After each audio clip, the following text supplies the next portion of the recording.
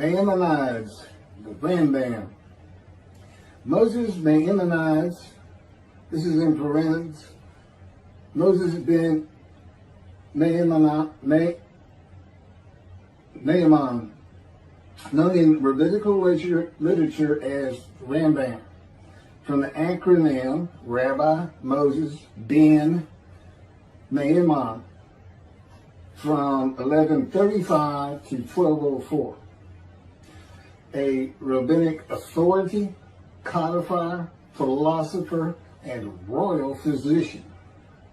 The most illustrious figure in Judaism in the post-talmudic era, regarded by many as the greatest Jewish philosopher of the Middle Ages, and one of the greatest of all time. He was successful in bringing four cultures, GrecoRoman, Arab, Jewish, and Western, together in one person, and in doing so remains one of the most influential religious philosophers of the intellectual world. His teaching influences other faiths as well as Jews. However, it is his commentary on Jewish texts that mark him out as one of the most influential and important Jews in history. He wrote 3 major essays on Jewish law, the most famous being The Guide for the Perplexed, and each of them is still regarded as hugely important in Jewish philosophy. This monumental work laid the foundation for all subsequent Jewish philosophic inquiry known as Chakirah, and stimulated centuries of philosophical Jewish writing. His large 14 volumes work, Mishneh Torah, to date holds canonical authority in regard of the codification of Talmudic law. That was from the Jewish Virtual Library on the internet, The Famous People, and the BBC. Rambam says in chapter 12, paragraph 2 of the laws concerning King Moshiach, our sages taught there will be no difference between the current age and the era of Moshiach, except our emancipation from subjugation to the Gentile kingdoms. The simple meaning of the words of the prophets appears to imply that the war of Gog and Magog will take place at the beginning of the Messianic Age. Before the war of Gog and Magog, a prophet will arise to rectify Israel's conduct and prepare their hearts for the redemption, as it is written. Before I go any further, there will be no war of Gog and Magog. Period. I am Moshiach. This is the the era of Moshiach. And in addition, I'm not here to rectify Israel's conduct. And I would like to think I'm preparing their hearts for the redemption, because it is here.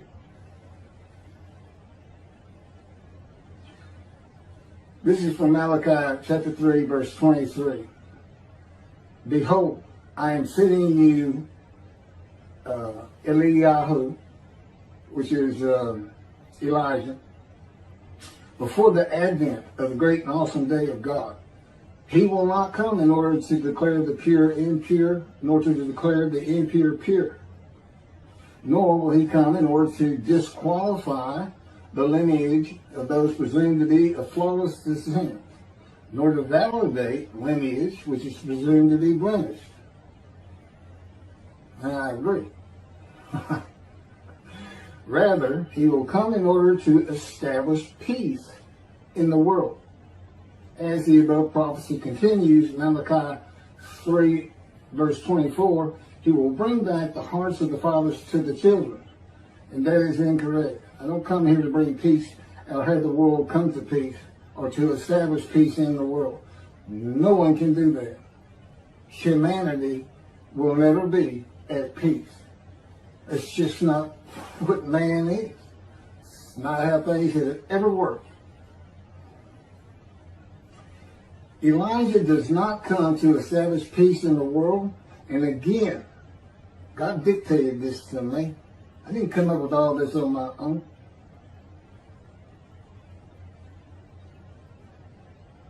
From the book Isaiah 53, In the Day of the Lord. Elijah does not come to establish peace in the world, but to make the many righteous by his knowledge in reconciling the sons to the father and the fathers to the sons of the family members, one to another, of the Jewish people, by having them be mindful of the teachings God gave Moses at Horeb, and to the practice of Judaism. Okay, be mindful. That's an amendment to the first, the covenant between God and the Israelites given by Moses. It's just an amendment because they had to have strict compliance with 100% of the Israelites agreeing to it, that they would all abide by it. Today he's saying be mindful, and he's also saying it doesn't have to be 100% of the people, those who heed and revere and esteem his name. And he knows it's not going to be all of the Jews, notwithstanding the fact he has forgiven their sins and remembers their iniquities no more. And to be a messenger of the new covenant with sin forgiveness. That's why it's new. There's an amendment to it, and in addition to it, is sin forgiveness. That's the only difference. I will be your God, and you will be my people. That's the covenant. And it's never changed. It's never gone away. It's new only in the sense that there's been an amendment to it, and in addition to it, and it's a ratification and confirmation of the covenant at Mount Sinai, or Rambam and the sages say in chapter 12, paragraph 3 of the laws concerning King Moshiach, God makes it real clear. He calls Moshiach, my servant David, a shepherd. He's a teacher. There's been no rabbinic kingdom dynasty that Rambam thinks is coming. And that's all you have. Now there is a slight reference to king and prince throughout the covenant of friendship. That just means leader in this context. He's a ruler amongst the people, not a ruler over the people. This is just Rambam's rendition of what a rabbinic kingdom would be, but it's not in the Hebrew Bible. During the era of the King Moshiach, once his kingdom has been established and all of Israel has gathered around him, the entire nation's line of descent will be established on the basis of his words, through the prophetic spirit which will rest upon him. In the Middle Ages and in antiquity, they believed in prophetic spirits. This will not happen. I do not have a prophetic spirit. The Spirit of God alighted upon me, that he's a person that he helps me. He'll tell me things and teach me things. But there's no such, by and large, nobody believes in that kind of thing anymore. If somebody can just prophesy. God prophesied. He has absolute knowledge of humanity from Adam on to the end of the earth. Okay, now he can tell a man, write this down, or go tell the people this. But this just comes from him by knowledge. No man gets a spirit upon him and all of a sudden he can prophesy.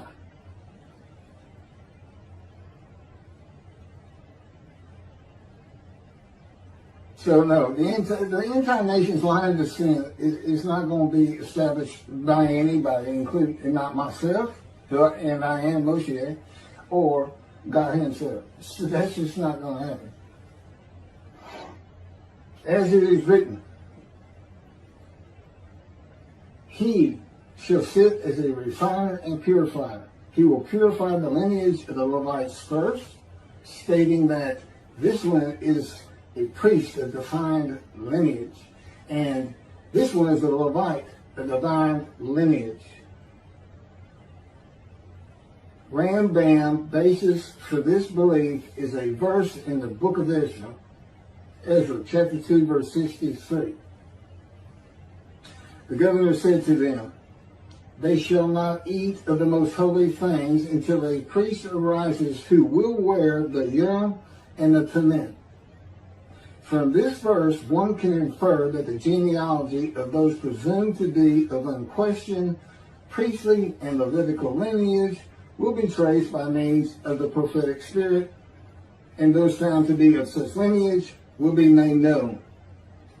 He will define the lineage of the Israelites according to their tribe alone, i.e., he will make known each person's tribal origin, stating that this one is from this tribe and this is from another tribe.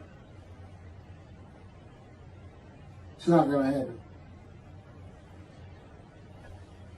And he's talking about Moshiach being the purifier.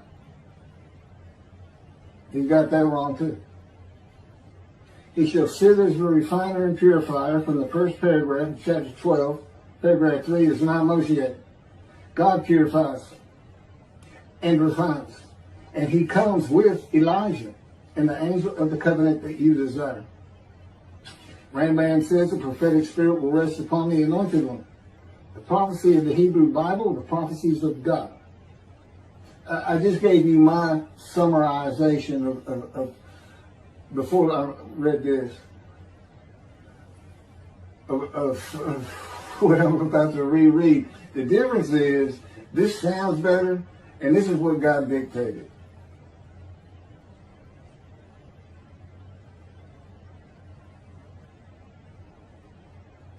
The prophecy of the Hebrew Bible, the prophecies of God. David does not have a prophetic spirit. While prophetic spirits were a common belief in the ancient age and Middle Ages, that is not true for the age of reasoning and information. Isaiah chapter 11 verse 2 defines the attributes of the spirit that alights upon the anointed one as a spirit of wisdom and insight, a spirit of counsel and valor, a spirit of devotion and reverence for the Lord. There is nothing regarding a prophetic spirit. And even that is just what the Spirit of God lit upon me. And he has all these attributes. And they teach me. And they tell me as I speak to people how to do and how to be. But a spirit didn't just alight upon me in and of itself. And within God's spirit is God himself, his very presence, his mind. You know, it's a hard concept because Judaism's never taught it, but it's in Ezekiel. I don't recall the chapter and verse, but God told Ezekiel, get up upon your feet. Ezekiel says, at that very moment, a spirit entered into me and I could hear God's words. Couldn't hear God's words until the spirit entered into him. Why? They had to be inside you. They had to be inside you. It's speaking to your mind. God doesn't have a mouth, a tongue. You know, he can, within me, he can make me sense, perceive that this is where his presence is. And that is where the words are coming from. As though to my ear, even though it doesn't really seem like my ear, but it does seem like it's coming from over here, or over here, wherever he wants to do it. The Spirit enters into you and God is in his Spirit. And this is Malachi chapter 3, verse 2 through 5. But who can endure the day of his coming? And who can hold out when he appears? For he is like a smelter's fire and like fuller's lye. He shall act like a smelter and purger of silver. And he shall purify the descendants of Levi and refine them like gold and silver. So they shall present offerings in righteousness Then the offerings of Judah and Jerusalem shall be pleasing to the Lord, as in the days of yore, and in the years of old. But first I will step forward to contend against you, and I will act as a relentless accuser against those who have no fear of me. This is God, and not David or Elijah. It's God. And what does he say? I will act as a relentless accuser. He says when in Moshiach is here, his servant David is here, he says, I'm going to have a reckoning and dismiss the shepherds of the flock, the rabbis. I'm going to have a reckoning and not dismiss them, primarily for teaching this Messianic Era. Secondly, for ignoring his prophet. That would be me, shunned, despised, and held of no account. That's how they've been treating me for years now. God's been with me 13 years to prepare me for this, and that's how they treated me.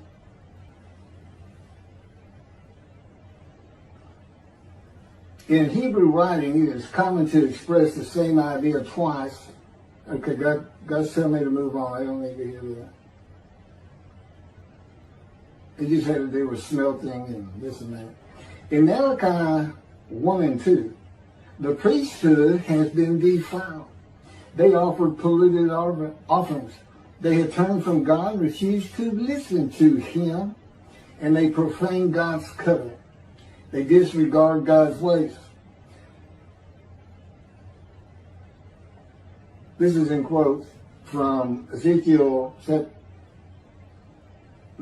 Well, it's in quotes anyway. Those who have no fear of me would be the priestly tribe of the Levites, and not pertain to genealogy or tribal lineage, but to Ezekiel 34. Thus said the Lord God, I'm going to deal with the shepherds. I will demand a reckoning of them for my flock, and I will dismiss them from tending my flock. It's Ezekiel chapter 34, verse 10. Then I will appoint a single shepherd over them to tend them, my servant David. Again, that's Moshiach. He shall tend them. He shall be a shepherd to them. Not a king. I, the Lord, will be their God. My servant David shall be a ruler among them. I, the Lord, have spoken, and I will grant them a covenant of friendship. Malachi chapter 3, verse 3 says that he shall purify the descendants of Levi and refine them like gold or silver, so that they shall present offerings in righteousness. This would be those rabbis who accept the words of the prophets of God as interpreted in this day of reasoning and information, and not as interpreted in the ancient age and middle age. If you want to be purified, if you want to get out from under the dismissal, you're going to have to learn everything God dictated to me in Isaiah 53 in the day of the Lord, and the second book, the life of God's righteous servant of Isaiah 53, which is my life.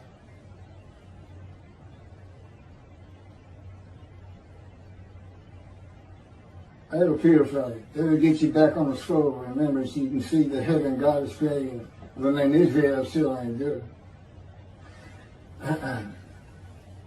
The era of redemption, restoration, and exaltation versus the day of the Lord, as found in the book.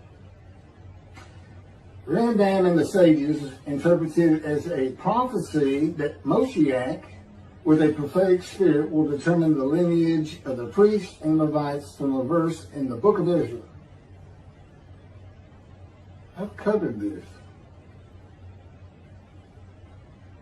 Anyway, the governor said to them, they shall not eat of the most holy things until a priest arise who will wear the Urim and Thummim.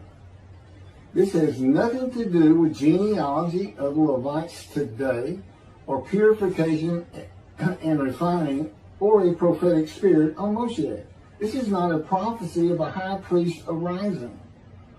And it is not Moshiach, but an answer to those that could not prove they were Levites. when the verse is put into its proper context. This is Ezra, chapter 2, verses 61 through 63.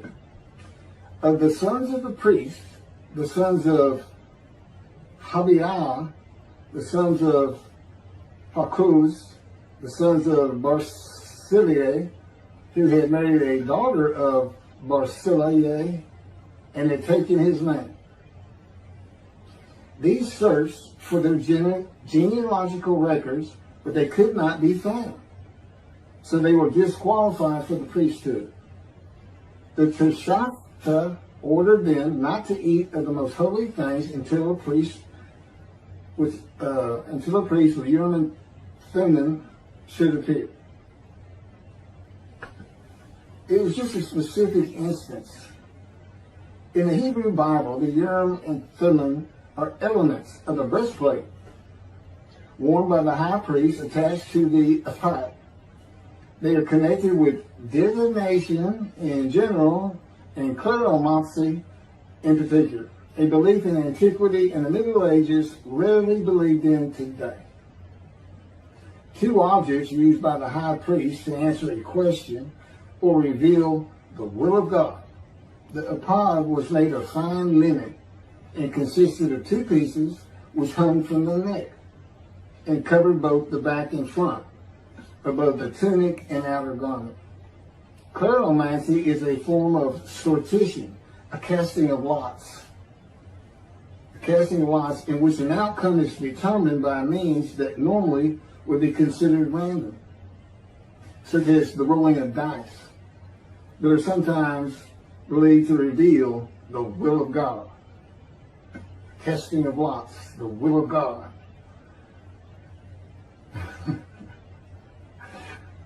This is not believed in today. Ezra is not a book of the prophets. Chakirah was not a prophet and did not speak the words of God. Few people believe in divination and cleromancy today, matters and things of the Hebrew Bible written for an era gone by. In summation, as great as this man was, and we're talking about the year 1200 or so when he died, born in the 1100s, he was an incredible man. There's no doubt about it. But he didn't have the science, the medicine, the knowledge, the information, the ability to get information that we have today. It's a different time. We just don't believe in some of these things they believed in. You can't just say our sages say. Now, Rambam also, I can't believe it's not in here. He said Moshiach is going to perfect the world, and the entire world was going to speak Hebrew. Okay? And he gets that from Zephaniah chapter 9, verse 10. God says, and I think most people have heard this phrase, they shall be a people of a pure speech. He takes that to be the people of the world. Well, the only problem is that, read verse 9. In verse 9, God talks about his anger against the world and how he would actually terminate it with fire. He's not talking about them. He's just talking about his people. The peoples are the Jewish people. And guess what? Today they are a people of pure speech in Israel. See, the only time an ancient language has been revived in the modern times, and that's Hebrew. That's their official language, along with Arabic in Israel. So it was a true prophecy of God. They should be a people of pure speech, but he's only talking about the Jewish people. When he says the peoples, he's talking about his people. If he's talking about the people of the world, you know what he's going to say? The people of the world. His people. The Jews. Okay, well that's all I have on Rambam. Again, I'm surprised I don't have that. Thank you very much for listening.